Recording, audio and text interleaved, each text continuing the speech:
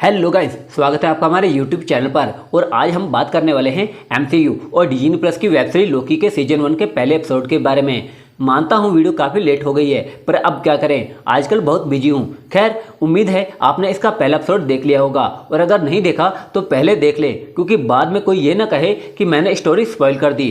वैसे तो पूरा एपिसोड हिंदी में है और ज़्यादा एक्सप्लेनेशन की ज़रूरत नहीं है, पर फिर भी इसमें कुछ ऐसे पॉइंट्स हैं जो हर एमसीयू फैन जानना चाहेगा। मे भी ये पॉइंट्स अदर चैनल पर बता भी दिए गए हूँ, पर साडा की असीता दस्सांगे। तो बिना किसी चकबोदी के आप वीडियो शुरू कर दे। हाँ, मैं हूँ आपका दोस्त बलविंदर सिंह और आप देख रहे हैं टीम एफएमसी।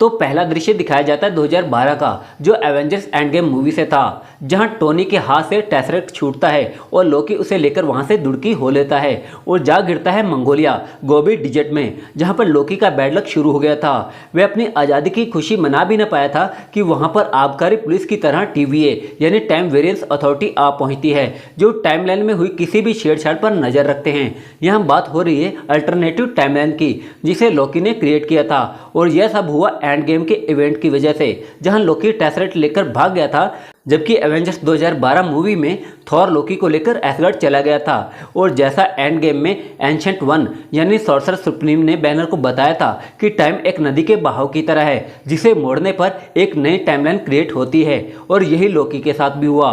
और जब ऐसा होता है तो टीवीए इसे फिक्स करता है टाइमलाइन को रीसेट करके। टीवीए के पास ऐसी टेक्नोलॉजी है या कहें पावर है जिससे वो टाइम मैनिपुलेशन कर सकता है, और यह बात हमें लोकी को पढ़ने वाले स्लो मोशन हिट से पता चलती है। एक बात और यहाँ गौर करने लायक है, यहाँ बिल्कुल उसी अंदाज में लोकी को दिखाया गया था जैसे टोनी स्टार्क को दिखाया गया था, और यहीं से टोनी की छवि एक सुपर हीरो के रूप में उभरी थी।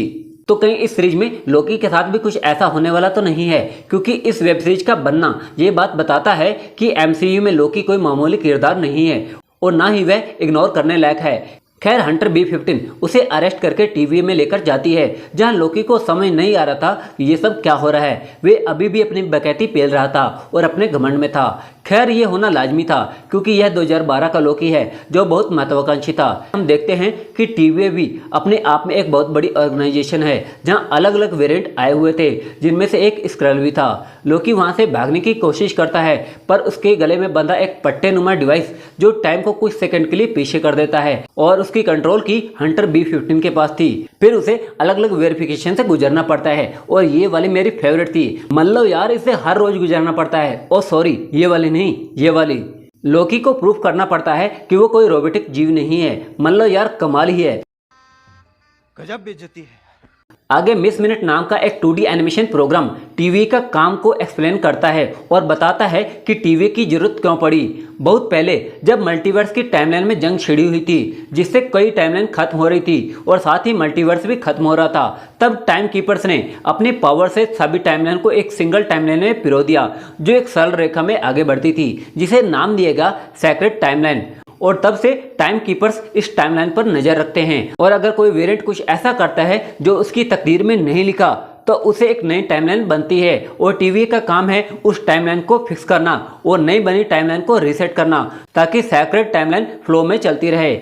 और उस वेरिएंट पर टीवी केस चलाती है। यहाँ हमें यह भी पता चलता है कि टीवी पर समय की कोई बंदिश नहीं है, और वे जहाँ चाहें जा सकते हैं। 1549 में एजेंट मोबियस को पता चलता है कि कोई मिनट्समैन को मार रहा है, और ऐसा पहली बार नहीं हुआ था, बल्कि यह छठी बार था जब किसी मिनटमैन की जान गई थी, और साथ ही उसका रीसेट चार्ज भी गायब था। तभी एक हंटर्स एजेंट मोबियस के पास लोकी की केस फाइल लेकर आता है, जिसे देखकर मोबियस में एक उम्मीद जाग जाती है। इधर लोकी को जज रेवोना रेसलेयर के सामने पेश किया जाता है, जहां वह सारा ठीकरा एवेंजर्स पर फोड़ता है। इस पर रेवोना कहती है कि एवेंजर्स ने जो किया वह विधि का विधान था, पर जो तुमने किया है वह नहीं। लोकी अपनी पावर्स यूज करना चाहता है, पर टीवी में उसकी पावर काम नहीं करती। तब एजेंट मोबियस रेवोना से अपनी केस फाइल के लिए लोकी की मदद लेने की बात करता है, और उसे अपने साथ ले जाता है। इंट्रोगेशन में बातों ही बातों में वो लोकी को जानने का प्रयास करता है। फिर वह उसे एक एक करके कई दृश्य दिखाता है। इनमें से एक DB कूपर का था, डीबी कूपर एक हाईजैकर था जिसने नवंबर 24, 1971 में north west Orient airline flight 305 को हाईजैक किया था और $2 लाख लेकर गायब हो गया था। यहाँ दिखाया गया कि डीबी कूपर एक्चुअल में लोकी था जिसने थॉर से शर्त हारने पर यह सब किया। फिर मोबियस उसे वह दिखाता है जिसे देखकर वह हैरान रह जाता है क्योंकि यह सब उसके साथ अभी हुआ ही नहीं था, पर यह उसकी तकदीर में था। मौका पाकर लोकी वहां से भाग जाता है और काउंटर पर पहुंचता है जहां टेसरेक्ट जमा किया गया था। वह कैसी नाम के उस शख्स से टेसरेक्ट मांगता है। जब कैसी एक ड्रॉयर से टेसरेक्ट ढूंढता है तो लोकी को वहां कई अनंतमणियां दिखाई देती हैं, जिस पर कैसी कहता है कि यहाँ ऐसे कई हैं और इन्हें हम पेपरवेट की जगह यूज करते हैं। तब लोकी को ये एहसास होता है कि वो जगह उसकी सोच से भी ज़्यादा पावरफुल है और वहाँ पर इन्फिनिटी स्टोन की पावर भी काम नहीं करती।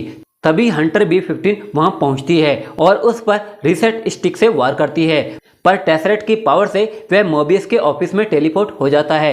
यहाँ टेसरेक्ट की पावर सिर्फ टीवी के अंदर तक ही सीमित थी। उस केबिन में पहुंचकर वह अपने आने वाले भविष्य की झलक देखता है, अपने पिता की मौत, थॉर का प्यार और थैनोस के हाथों अपनी मौत भी। तब लोकी को यह एहसास होता है कि सत्ता से बढ़कर भी उसके लिए कुछ है और वह इससे हटकर भी कुछ बन सकता है। तब मोबियस वहां पहुंचता है और लोकी की बातें सुनकर यह जान जाता है कि लोकी अपने वजूद को पहचान गया है।